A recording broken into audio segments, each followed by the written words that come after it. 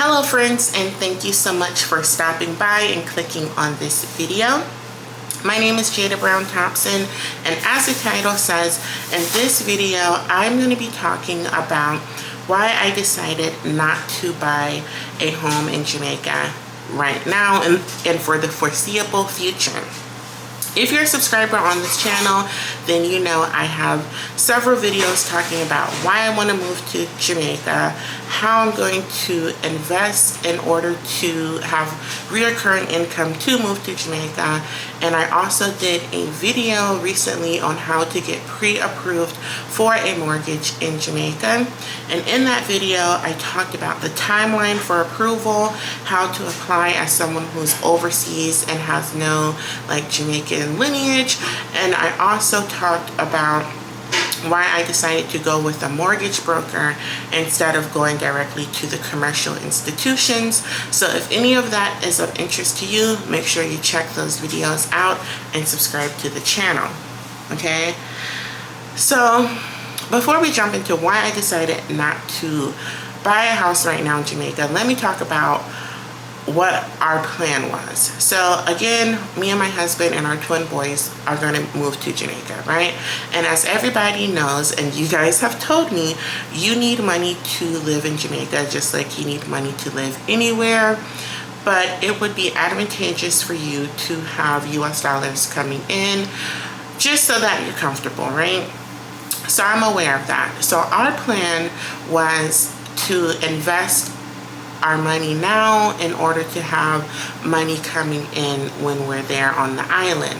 So as you guys know, I'm a real estate agent. My husband also is heavily into real estate, so we decided that the best way for us to reach our goals is by real estate investing and taking that cash flow from the properties here when we're there in Jamaica, and we can have a property manager who oversees our property while we're living in the island. So we said, okay, that's the best thing to do, sacrifice now so that we have those properties. And that was the plan, right? So far so good. We're under contract for another property in Baltimore right now, so everything's going good. But I ended up coming into some money. I don't even know how this happened, but I can't upper. Lord, sorry guys. We wanted to get a fixer-upper, right? Because my rationale of that was that in order to invest in a house in Jamaica, you need 10% down, right?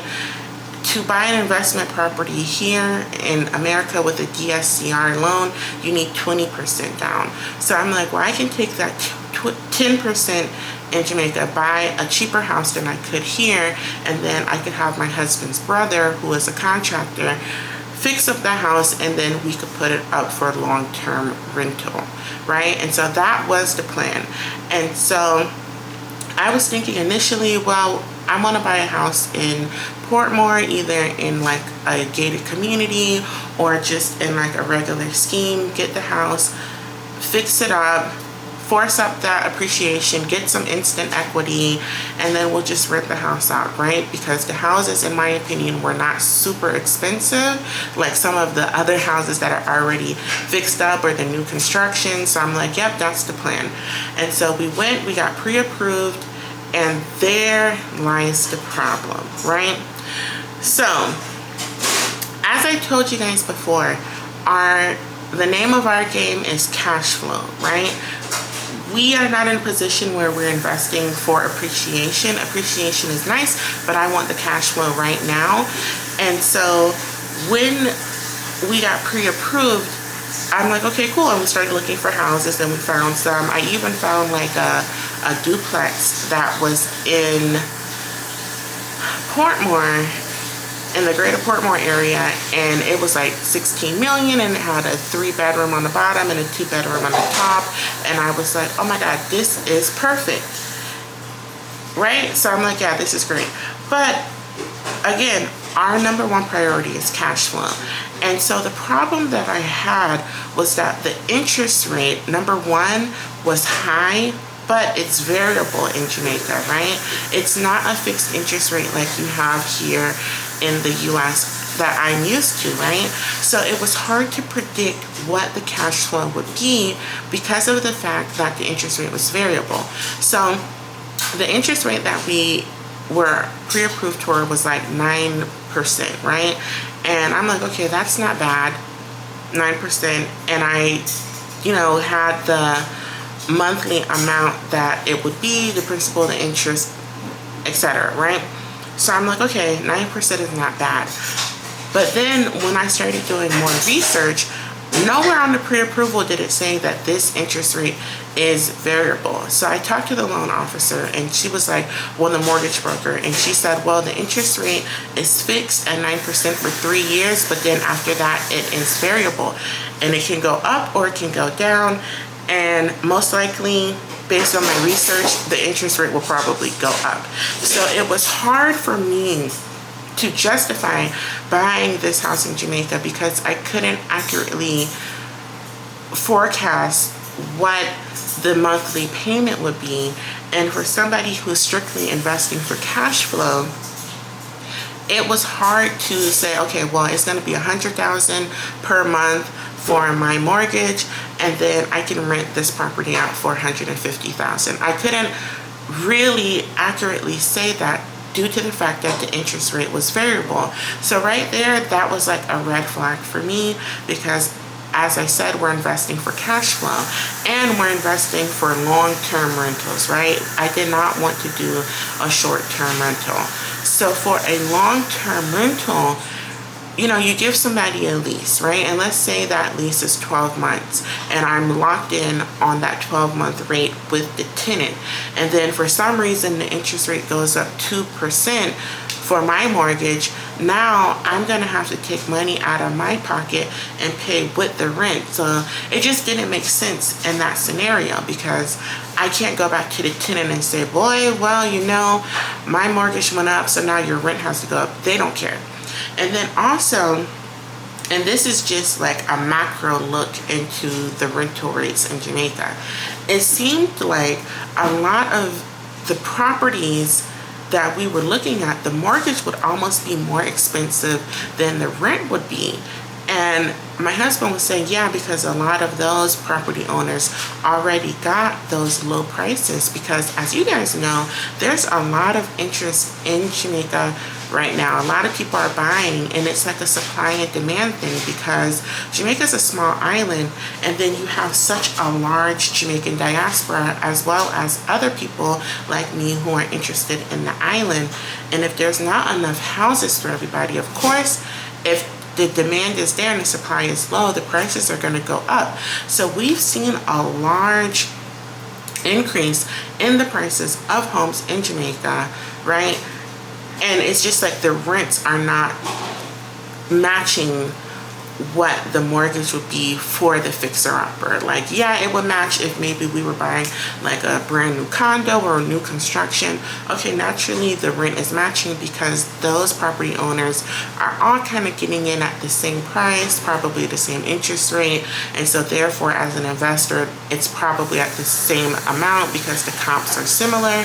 But for a fixer-upper property in, let's say, Greater Portmore that's not in a scheme, those prices were like $75K, $80K, and the mortgage was more. So that's why it just did not make sense for me, especially as somebody who is investing to put money in my bank account. I am not trying to pay out of my pocket to pay the mortgage, and the renter cannot pay the full mortgage and then some over it. So that's why the fixer-upper did not work. It didn't pencil out.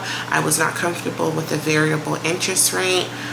And I know there are ways to get a fixed interest rate if you're doing US dollars and you're doing like a 15-year term, but I wanted to do a 30-year term based on what was advantageous for us.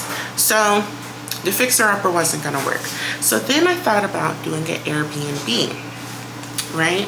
And so I have done short-term rentals before. Like, we have a property in Baltimore that was in medium-term rental. We had people renting it for a month at a time, 10 weeks, things of that nature.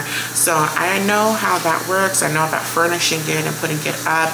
And I know that you can make a lot more in the short-term, medium-term rental space than you can in the long-term rental space.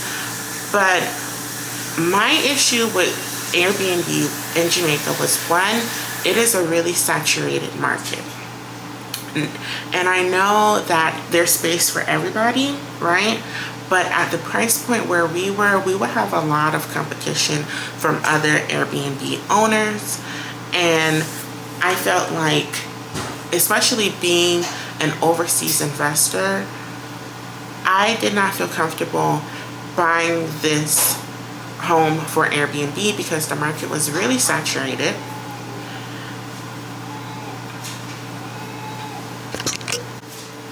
Sorry everybody, the twins have woken up from their nap. But anyway, so the reason why I did not want to do Airbnb was because, number one, the market is oversaturated at our price.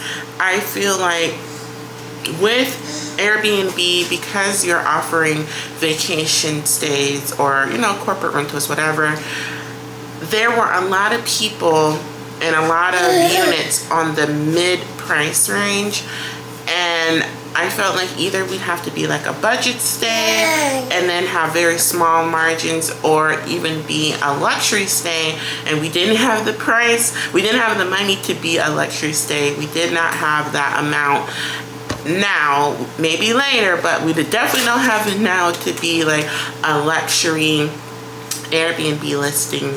And it just wasn't for us, right? So we'd be at the mid price point, and I feel like there was a lot of competition. And then I've also been doing research on Airbnb in Jamaica. I've been doing research on Airbnb in general, and I read an article, I think it was in the Wall Street Journal, I'll try to find it, but it was basically saying that with Airbnb, a lot of the consumers who would be staying in these Airbnbs, they were looking for a lot of amenities that basically more than what a hotel had. And they would want like an area that is a YouTube room or a pool or all these little things, and then they would still expect it to be more affordable than a hotel. So I know there's a lot of people who are doing excellent with Airbnb. They have already found their stride, but for us, I just didn't think it would work. And then the next reason, and this is personal, not really financial, but I did not want to be an overseas Airbnb investor because I'm somebody who likes to oversee projects, right? So if I'm not there to personally see the furniture being put together, or I'm not there to see the paint, or I'm not there to make sure those turns are going correctly as they should, I just do not want to be that type of investor. I think it's a lot different for long term, because with long term, you know, that person is taking your property and making it their home, right? But with Airbnb, it's like a lot more turnover, and I want to make sure that the property is being taken care of the way that I would want. I would want to make sure that the guests are getting the experience that I would want. So I think Airbnb could be really great for our future when we're living in Jamaica, but as of right now, no. And then the